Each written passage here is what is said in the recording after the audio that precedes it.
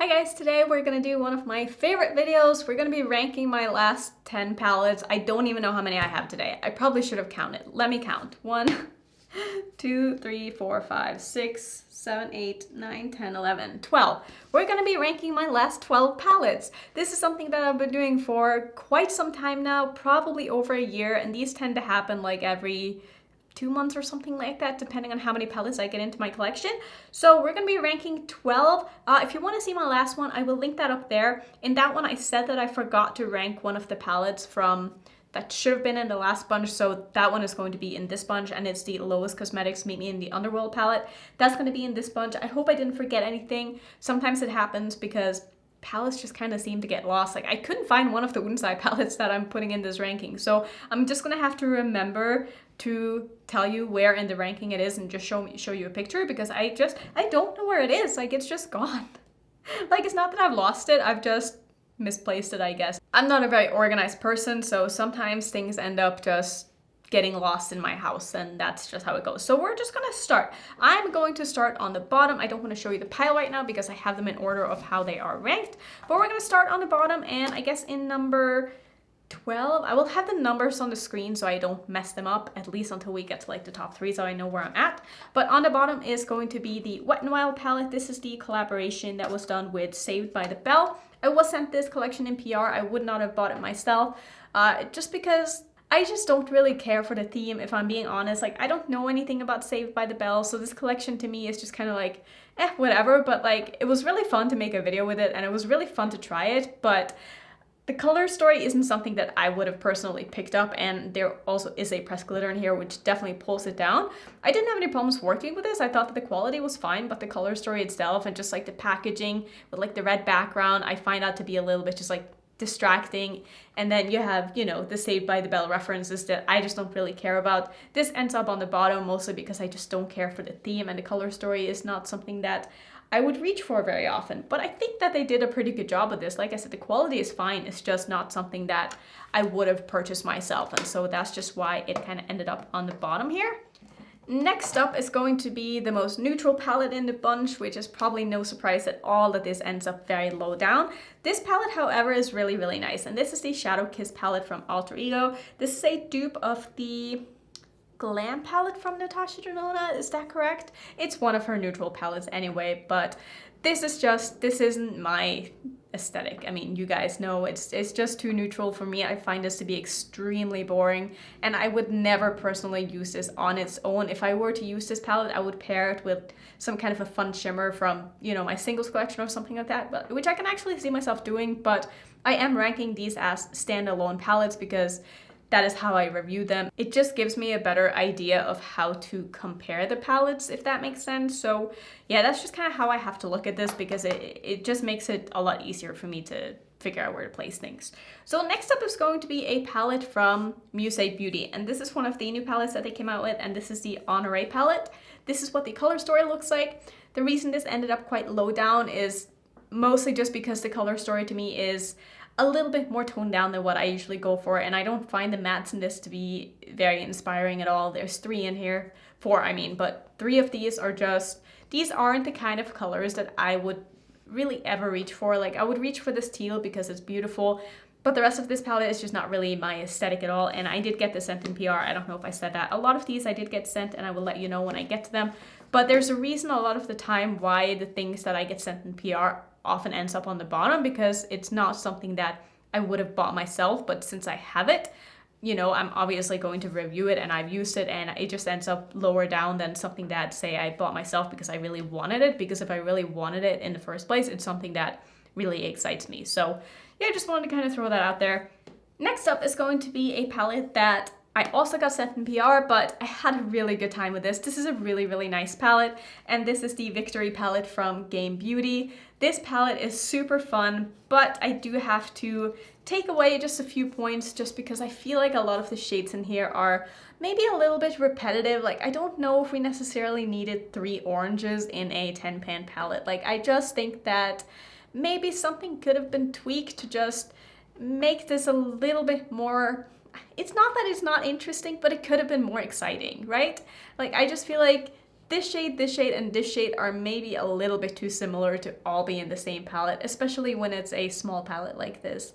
Maybe they could have made one of them into a shimmer. Maybe they could have just made one of the other mattes here a matte that would go a little bit better with this dark teal, because this one doesn't really have anything to like blend into or blend out with. So I would have liked for there to maybe be like a, I don't know, like a similar color to this one and a matte, maybe something like that, just to make it a bit more user-friendly. But I didn't have any problems working with this. I think the formula in this is the best that they've done so far, and I'm so excited to see them keeping improving because they're doing such a good job.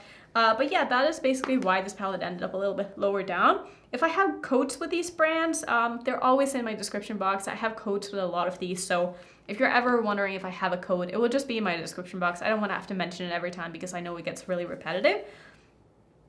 Let's move on. The next palette here, I'm just kind of trying to figure out where it is that I'm putting one of the Unsai palettes, just so I don't forget.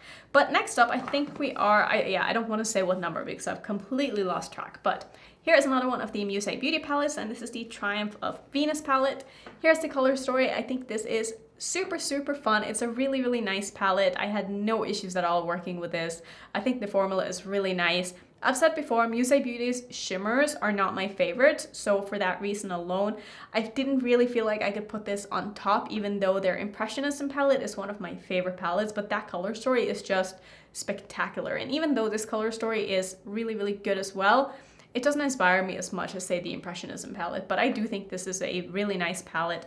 The only thing that I would say about these Musei Beauty palettes is that I'm just kind of over the box packaging. Like, I'm just not the biggest fan of it. It's a little bit bulky, and it's just like the shadows are kind of like down in this little box, and I wish that it was just sort of flat and it wasn't like inside of it. I don't know, that could just be me, but like, yeah, see, did you see that? Like when I'm trying to like close it, it's like you kind of have to forcefully close it or like intentionally close it. It doesn't just like close itself, so you kind of have to take a little extra care. I don't know, it's like the small things, you know, it's the small things. All right, next is a palette that I bought myself, and this is from a very small indie brand, a very new indie brand. Maybe they're not that new. They did tell me they've come out with more palettes than I thought they had, but this was like the first time they really caught my eye that I had heard about the brand, and they also don't have a lot of followers on Instagram, so I kind of just assumed that they were a very small brand, which I still think they are. But this is the Oracle palette from Spellbound Beauty, and this is what the color story looks like. Isn't this so fun? Like, this is just fun. I think they did a fantastic job with this. I am so inspired still looking at this palette. I had a really good time working with it. Like I said in my video, the shimmers are not my favorites just because they're kind of bland. They're very basic. I mean, you can see just when I do this, like even the red is kind of like a satin. They're not very metallic. They're very basic shimmers. Like, I hope you understand what I say when I say basic shimmers. Like, when I say basic shimmers, I kind of think of like drugstore makeup. Like, let's say you buy a L'Oreal palette and whatever the shimmer formula in that palette is going to be is very similar to like this formula, you know? Like, that's just kind of like my idea of basic. I don't know. But yeah, it's just a little bit too bland for me to really get super excited about using it. But I think the matte selection in this palette is really, really nice. And like, I can imagine using some of these mattes along with some single shimmers that I have in my collection, and I would absolutely love the looks that came out of it, because this color story, super inspiring, and I'm really excited to see what the brand does in the future. Next up, we're gonna move into one of 3 Unsai palettes that I have in my ranking here, and this is from the Saga of Freya, and this one is called the Amber Tears palette. So here's what the color story looks like. This palette is, you would probably look at this and be like, Annette, that's kind of like toned down and muted for what you usually go for, but the shimmers in this, oh, they just make my heart beat a little bit faster because they're so beautiful. I mean, Unsai has some of the most amazing shimmers that are in palettes that I've ever experienced. Like, just look at these. Like, they're just so, oh, they're so shiny and sparkly and metallic and glittery, and they have so many different textures in their palettes, and it just makes me really excited. And the textures that they do have really excite me.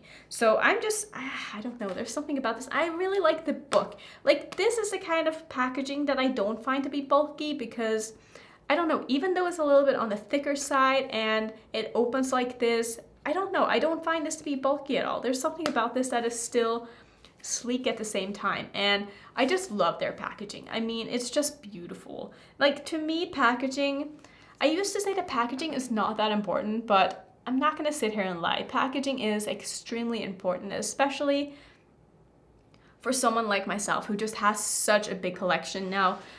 For something to really stand out in my collection, it needs to be the full package. It can't just be like what is inside of the palette, because I need more. I need more to be excited, because it is competing with all of these other things that I have in my collection, and I'm usually going to reach for something that is the full package and not just the shadows. You know, like, I want the full experience now, because I can. You know, if I can get the full experience, I will, and since I have it available in my collection, something that isn't the full experience is just not going to make the cut most of the time. That's just how it is. Let's move into, are we in the top 5 now? I think we're in the top 5, so we have 5 left. Still gotta remember where to put in my last Wood's Eye palette. Next up in the number 5 spot is going to be the Lethal and Teresa Is Dead collab. This is the Lethal Is Dead palette, and here's what the color story looks like. I had a really good time with this palette. I'm so happy for Teresa, and this is just fun. Like, this color story is just fun. I don't know what else to say. I'd say the only reason why this didn't really end up any higher is because Lethal doesn't have my absolute favorite formula, and it's not that it's bad at all. Like, I think it's a very, very solid formula. It's just not my favorite. And I think the reason for that is that I find the mattes from Lethal to be, even though they're very pigmented upon first application, I find them to kind of not blend away. That is not the right thing to say it, but they soften quite a bit. I think that's a better way of putting it. Like, you get a very, very smooth and seamless blend, but I find that sometimes they just blend away a little bit more than I would personally like, because I like something that is very intense. I want it to stay very intense on the eye, and sometimes with Lethal's mattes, I find them to just soften up a little bit more than I would like. And I find the same to be the case with the Nomad Cosmetics mattes, and I think that's one of the reasons I don't really like them. But yeah, I mean, like I said, I don't think this is a bad formula at all. I think it's a very, very solid palette. The shimmers are beautiful. The color story is really, really nice. But I don't really reach for my Lethal palettes as much as some of the other brands, because Lethal's mattes have never been my absolute favorite, even though I know that a lot of people love them just because of the reasons that I just stated. So it's very much a personal preference thing, but I do think that their formula is really nice, and I don't ever have any problems working with them at all. Next up in the number 4 spot is going to be another one of the Wood's Eye palettes, and this is the, let's see, what are you called? You're called the Freya Saga palette, I guess. So this is the double-sided book. So here's what one side looks like. This is quite a neutral color story, but again, the shimmers are just, I just love that. Look at that. Look at how pretty that is. Like, on the eyes, Wood's Eye shimmers are just chef's kiss. They're so beautiful. And then the other side of the palette is just super fun. Like, I love this. I think these two sides also, like, paired together, I feel like they work very well together. And I also think it's just very, it's original to have something like this. I've never seen this done, like a double-sided book in an eyeshadow palette. Like, that's just fun, you know? Like, I'm probably going to bring this traveling, because this is very travel friendly. I find Wood's Eye palettes to be very sturdy and not fragile like a lot of other indie brands. A lot of indie brands, even Menagerie that I did a collab with, like, I wouldn't travel with that palette just because of how fragile and soft the shadows are. Like, I just wouldn't risk it. But with Wood's Eye, I would have no doubt in my mind that it would make it from one destination to another without being completely shattered, because their shadows are, even though they're soft, I find them to be a little bit harder pressed than some other brands, and I don't know, like, I just feel safer. I would just feel a lot safer traveling with Wood's Eye as a brand in general, and I think that they just did a really good job with this. Like, this is just a really fun palette. And I think that the last Wood's Eye palette, which is the Cat's Breath palette, I will have a picture of that right here. Like I said, I just can't find it. I don't know where that palette went. I literally have no idea where that palette went. Like, I was looking at it in my palette pile earlier. I was looking at my living room. I was like, did I take a picture of it? Did I do something with it? I don't know. I don't know where it is, but anyway, it's gonna end up here because I think the color story is absolutely beautiful. Again, the packaging is A+. There is nothing I don't like about this palette. it just had to end up here. That's basically it. So let's move into the top 2 palettes, one of which is on my eyes today, and we're gonna start with the number 2. So the number 2 palette is going to be, sorry, I'm like wiping off my hand because I have a swatch on it. I just realized that right now, that I've been filming this whole video with a swatch on my hand. Yeah, that's what it's like to be a makeup channel. Anyway, here is my number 2 palette, and this is the Lowe's Cosmetics Meet Me in the Underworld palette. Why is that so hard to say? Here's what the color story looks like. If you haven't already seen this, it's beautiful. It's a grungy dream. I think this palette is so fun.